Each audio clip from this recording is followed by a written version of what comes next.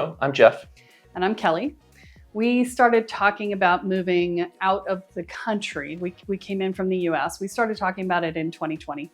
And after looking at Europe and deciding for my business purposes that wasn't going to work, we decided on Panama. We didn't visit before we moved. And so we set about, we watched a ton of these videos, which is one of the reasons why I was so excited about getting to do one, is that we watched so many of them. And we bought Jackie's guide. And that guide was invaluable. Oh my God, it's worth like 5 times what we paid for it, even more than that. And we're still using it. So, and we've been here for about 1.5 years now. We did an estate sale and we sold everything that we owned. We arrived with 6 suitcases and the dog. And my friends were like, oh my God, what if you hate it when you get here? I was like, we have 6 suitcases and the dog. How hard could it be to move again, right? We did the hard part, right? And so we arrived last year in the middle of the protests. And the dog got trapped in Panama City because we flew in and then we flew to David, and he had to come by truck. So he got to stay at the puppy playground in Panama City. Thankfully, we paid for Pets Go Global to do the dog move, which was such a gift to ourselves. I totally would do that again. And they took care of him, and then they brought him to us when they could get him through. So we were sick for like the first month we were here. And so we were shopping from our respective spaces for a place to live. And the rental agent on this property was so wonderful. We contacted her just before we got sick, and then we got sick and we said, oh, we've got COVID. We're going to be sick for 2 or 3 weeks. We understand if the house has to go to somebody else.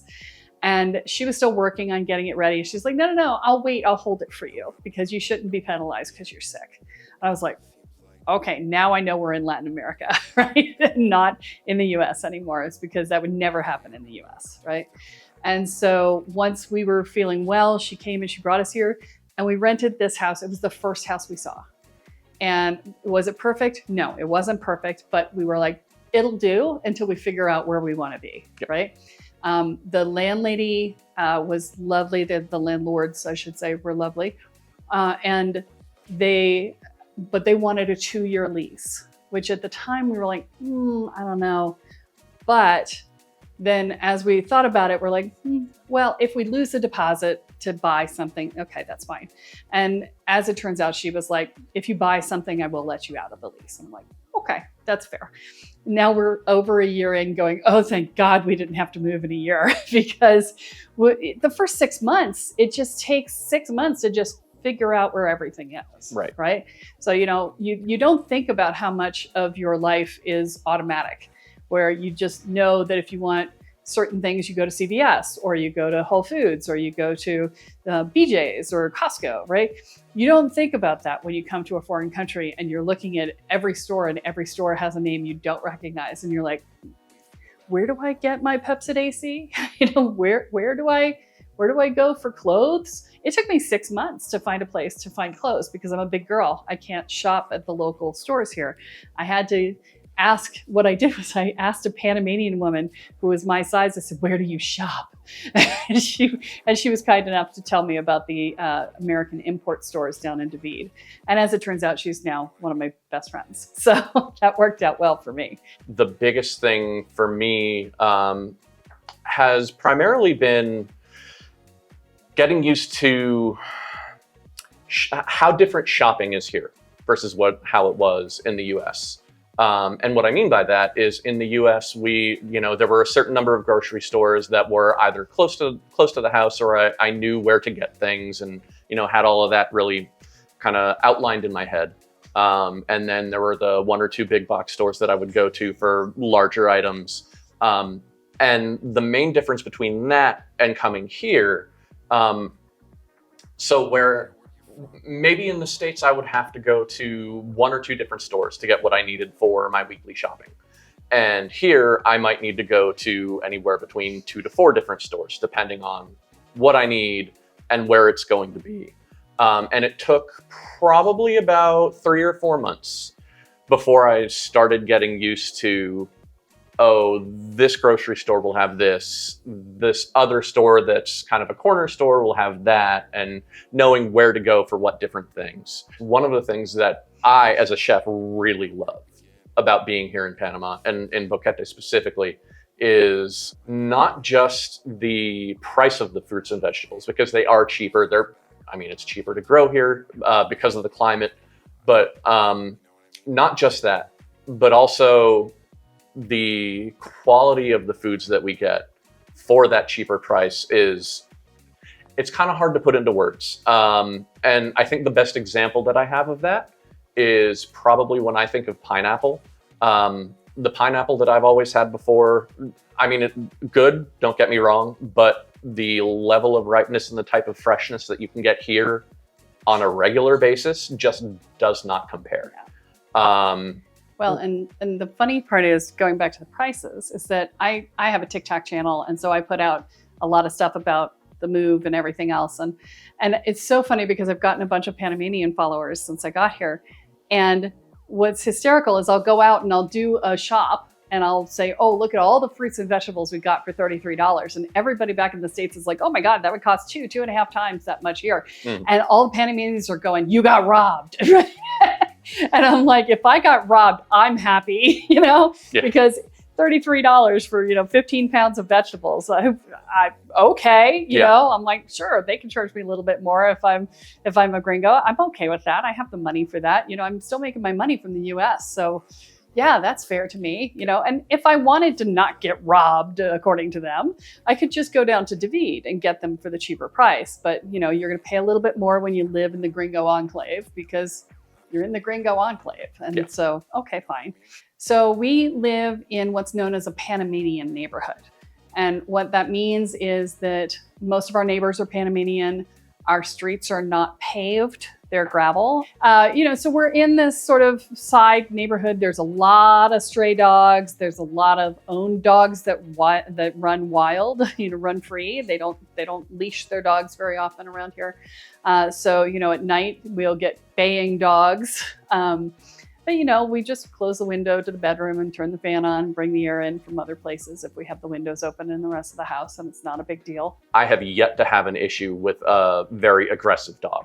I've never had an issue where, even when I'm walking Otis, our dog, it's very rare that there'll be anything other than, a dog may come up and be interested and they'll have a little bit of an interaction, but it's never been a problem. It's never been something where there's been another dog that's aggressive or anything even close to that. They're around, but I'd hardly call it anything like a problem. We say hi to our neighbors, but we don't talk to them a lot yet because, his Spanish is better than mine, but we're conversational-ish at this point. So the house that we have here is, I'm gonna guess, about 1,600, maybe 1,800 square feet. It's 3 bedrooms, 2 baths.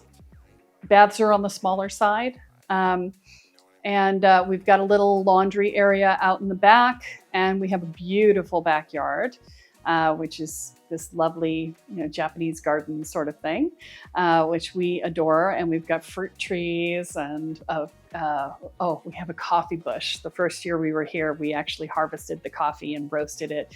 It wasn't very good. We don't know what we're doing, but it was fun. Yes. And we've got mangoes and oranges and bananas. And so, yeah, we're super excited. Oh, and turmeric. All of the decorative stuff is turmeric, and we just yank it out of the ground and eat it. It's awesome. And so the house we've got a gringo style kitchen. So it's granite counters and, the bigger area with lots of cabinetry and things like that, which was important because Jeff's a chef. And we've got a lovely little front porch that we've got a couple chairs on that we can sit out and just take in the sky and the sunset. It's so pretty, the sunset off that porch. So pretty. It's $975 a month for the rental. For 3 bedrooms, 2 baths, that's a good price here in Boquete. The electric bill runs between $58 and $65 a month. And we installed the AC. So because it's not that it was too hot, but it was often too humid, and we would have to choose between adding heat into the room with the dehumidifier or adding or sleeping damp. And we were like, I don't love that. So we put in a split AC, and that has been amazing. Yes. And hugely worth the $1,000 it cost us to put it in. In terms of groceries, the way that I shop, we actually have a deep freeze. So when I get things like meat or dried goods or things like that, things that we can stock up on, I'll usually go to the Price Smart in David when doing that, which is kind of the Panamanian version of the big box store, a la Costco or BJ's and that kind of thing, Sam's Club. And so if I average that out along with what I spend for, eggs or produce, fruit, vegetables, I'd say on a monthly basis, for just the two of us and for obviously, factoring in our dog, we probably spend somewhere between $400 and $500 a month on groceries, which is amazing. Much better than what it was when we were in the U.S. We were spending $1,250 in the U.S. in 2021, yes. In 2022 rather. So that was before the inflation hit, right? And in terms of propane, we buy propane. I think we spend so it's $5 to fill a small propane tank. Yep. And it'll last us for 3 months for the showers. And we said for about a month in the about 4 to 5 weeks when using it for cooking. Yeah. So one of the things that we learned the hard way is that you don't have to get a prescription every single month for your prescription. They don't keep it on file, but if you have it and you take a picture of the box, you can walk in and they'll just let you get it, which we didn't know in the beginning. And so I kept going in and paying the doctor over and over again, and they of course didn't tell me. And so eventually we figured this out, saved ourselves a lot of money on the long run on that one. But I had to adjust my medications when I got here because one of my medicines, Trienta, because I've got diabetes. And so one of my medications is $44 a pill or a pen here. And that was quite expensive with everything else we were doing too. And so I worked with my doctor. She was amazing and has gotten me onto something else that's much less expensive. And so Jeff also had to shift his medication, and we're working that out still. So just be prepared that you may have to change your meds when you're here, either for cost purposes or because it's not available here or whatever. So one thing to be aware of when it comes to medications, they don't generally use brand names here for medications or prescriptions or really anything like that. So it'll be really helpful if you know what the actual chemical compound name is or the actual name of the prescription versus asking for something that's a brand name. It'll be a lot easier to find what you're looking for. When I first got here, I tripped and fell twice and ended up, I decided I wanted to go to the emergency room just to get an x-ray, just to check it out. And so what was funny is that we had to actually go and buy a read-write DVD from the local store and bring it with us to the emergency room to get the imaging done.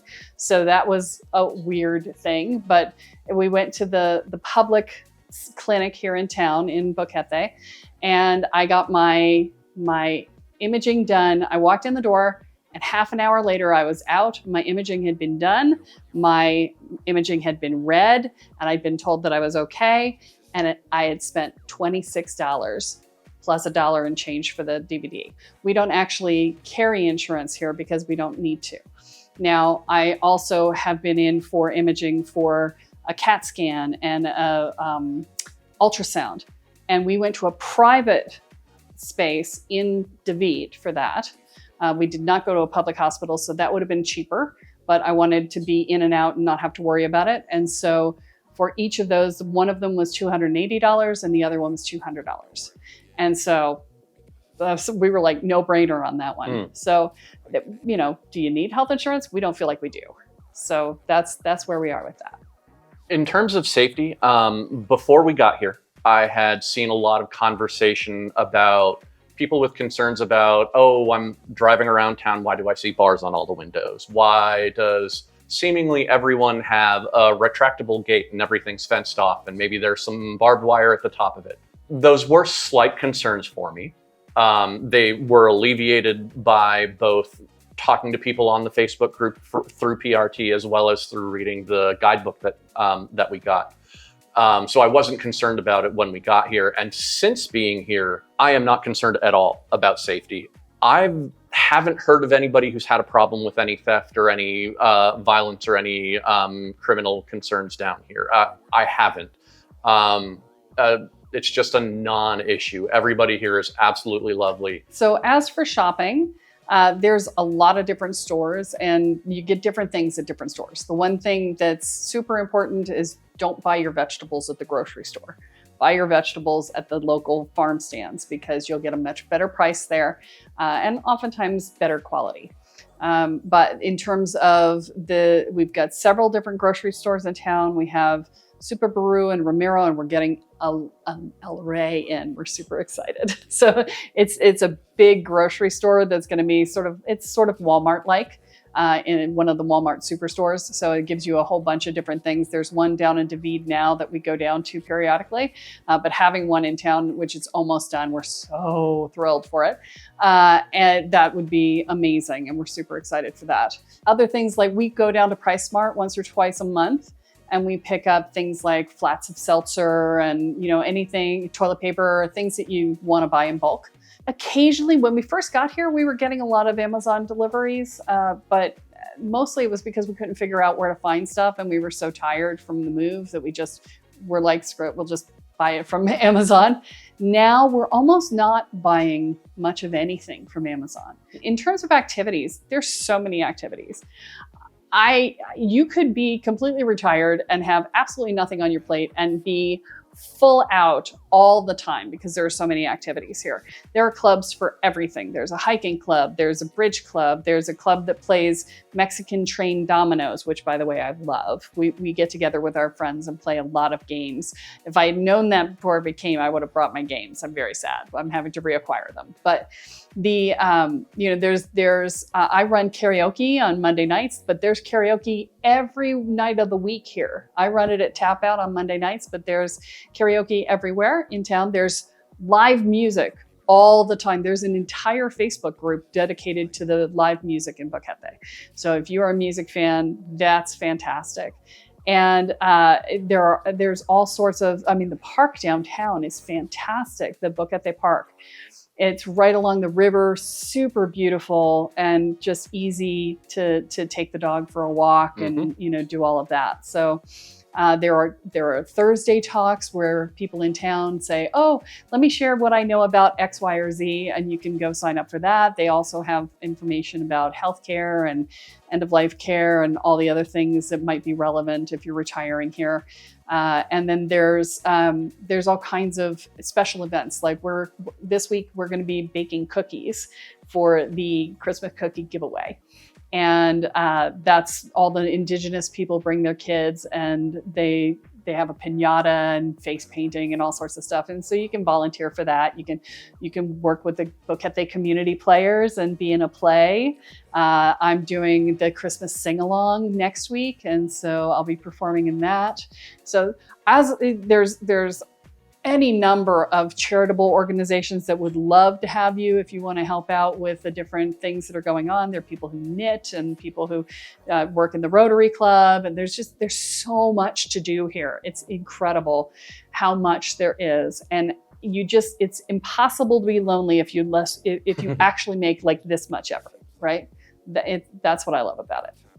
One of the things that I wish we'd taken the time to do is I think I would have liked to have taken the tour because, since we've been here, we haven't actually gone around the country a lot. We've gotten to outside of Panama City, we've gotten down to Boca Chica and David, but we haven't really gone anywhere else.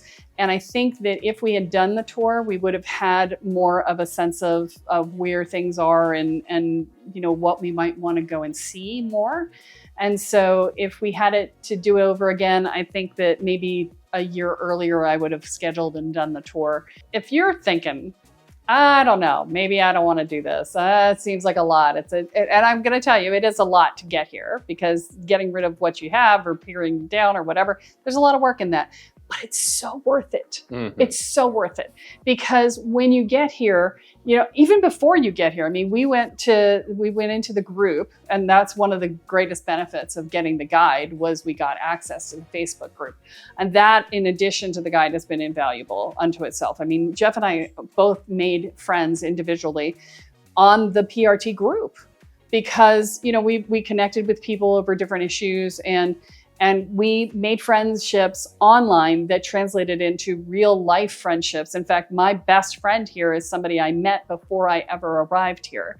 And when we need things, we go to the group and we go like, where do I find this? And how do I do that? And what do you think about this? And what about this contract? Which right now is super important, because, you know, little things that are happening, you know, if there's a problem here or a challenge there, or, you know, just something you don't know, you just reach out, and there's 50 people who are happy to help you at any given time, at any hour of the day. Mhm. And so the community is so amazing. The PRT community is so amazing, and they have meetups, and you can go out and meet people who came in through the group the same way you did. And there are newcomer meetups. There's all kinds of ways to meet people. We do recommend learning the language, because we're making some really good Panamanian friends too. Mhm. And that's a whole nother layer of richness to your life when you really get to be friends with the locals too. Lovely people. Oh, absolutely. They're so nice. They're so nice. I mean, think of the nicest Midwestern person you can imagine, and then make them sweeter and more open-hearted, and you have the average Panamanian, right? They're amazing people. And, you know, this is one of the things that we love about living here every day. And so if you're thinking about it and you're going, well, it's going to be hard. Yeah, everything worth doing is hard.